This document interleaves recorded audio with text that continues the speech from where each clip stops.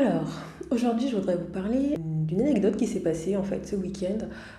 J'étais à l'Offre Market à Paris, donc sur le toit de la Communion, c'était super sympa.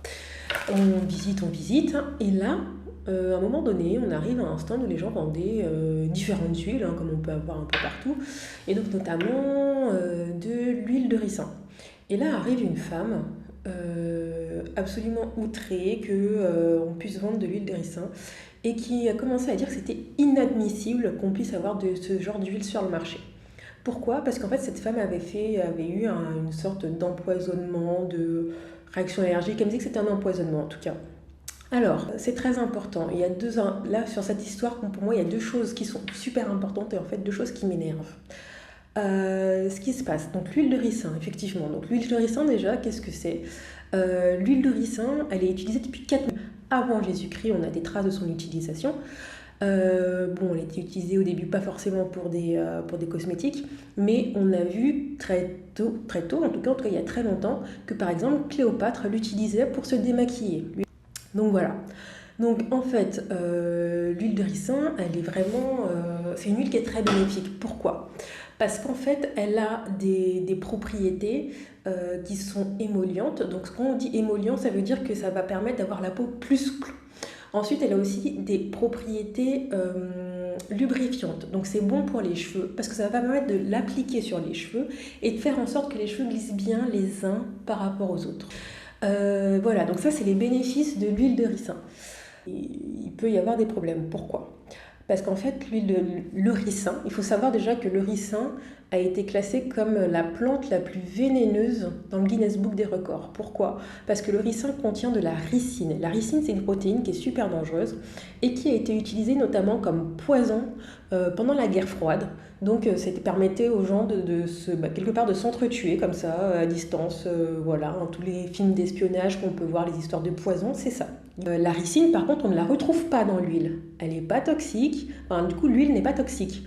Donc, ce qui se passe, c'est que quand une personne dit qu'elle a été malade par de l'huile, qu'est-ce qui se passe? Il y a deux possibilités. Soit le produit a été mal fait, donc là, ça veut dire quoi? C'est quelqu'un qui ne l'a pas fait correctement, sciemment, patiemment.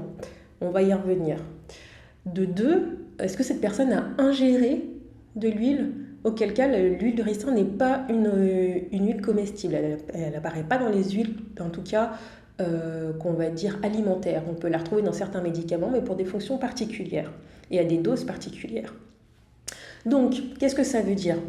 Là, on est face à une personne qui nous dit avoir eu un empoisonnement. Donc, le produit était pas bon, le produit a été ingéré, ce qu'il ne faut pas faire. Ou alors c'est possible de faire une réaction allergique. Là par contre on sait qu'il y a parfois des réactions allergiques. Donc là, alerte, quand vous utilisez un nouveau produit cosmétique que vous n'avez jamais utilisé ou même juste une huile, c'est parce que c'est naturel que c'est forcément tout bon. Je vous rappelle quand même que le venin de serpent c'est naturel. Donc ça veut dire quoi? Ça veut dire que quand j'utilise un nouveau produit, hop, j'utilise un petit peu, j'en mets un peu sur ma main et après je regarde le lendemain, le jour d'après et là je sais si je peux vraiment l'utiliser ou pas, surtout si on a une tendance allergique ou avoir des réactions sur la peau. Donc voilà, ça c'était la première chose. On teste ces produits avant de les utiliser sur tout le corps. Ensuite, le produit, donc là, cette femme, je lui ai demandé où est-ce qu'elle l'avait acheté son produit. Ah bah oui, elle l'a acheté comme ça dans un petit truc un peu derrière les fagots, on va dire. Donc, deuxième chose, le produit, un produit, ça s'achète pas n'importe où. Vous allez mettre quelque chose sur votre peau. En fait, c'était un truc que je comprends même pas, quoi. Ça veut dire quoi? Ça veut dire que le produit, on l'achète avec une étiquette. Ça veut dire que sur l'étiquette du produit, il doit y avoir le nom, la composition, les coordonnées de la personne qui a fabriqué. Ça, c'est des choses obligatoires qu'on doit avoir sur tous les produits cosmétiques. Le numéro de lot. Il faut savoir si la personne est réellement capable de le faire, ce produit. Pourquoi? Parce que justement, quand vous avez une réaction allergique, vous devez être capable de contacter la personne qui a fait et d'ensuite de faire une enquête. C'est ce qu'on appelle la cosmétovigilance. Donc là, à un moment donné, il va falloir vraiment arrêter les gens avec on achète ça n'importe où. Voilà, moi c'était mon coup de gueule. Faites attention à ce que vous mettez sur vous, s'il vous plaît.